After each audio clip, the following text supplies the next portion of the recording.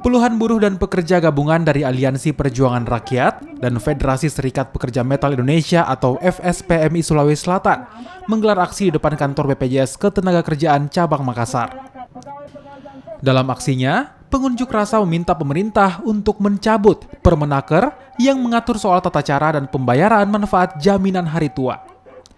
Dalam Permenaker nomor 2 tahun 2022, disebutkan bahwa manfaat jaminan hari tua dapat dicairkan jika peserta BPJS Ketenagakerjaan berusia 56 tahun.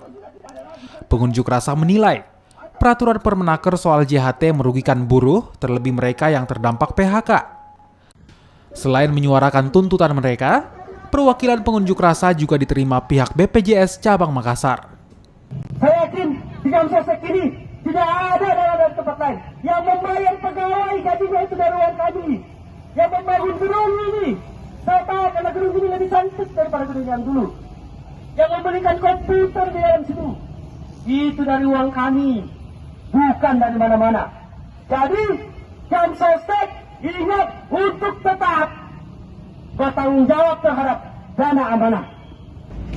Pada saat melakukan pencairan klaim itu aturannya bisa dilakukan pada saat pekerja berhenti bekerja dan bisa dilakukan langsung pencairan selama 1 bulan.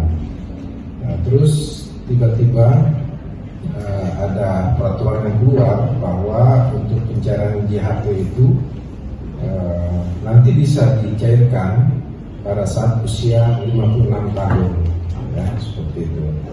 Nah, jadi Bapak Ibu sekalian, pertama biar kita jelas semuanya bahwa BPJS Ketenagakerjaan merupakan badan penyelenggara jaminan sosial ketenagakerjaan. Saya yakin juga Bapak Ibu sudah paham sekali regulasinya, dasar hukumnya, bahwa kami melaksanakan kegiatan tersebut atas dasar undang-undang tentunya. Usai diterima oleh pihak BPJS Ketenagakerjaan, para pengunjuk rasa pun membubarkan diri. Rama Pratama, Kompas TV, Makassar.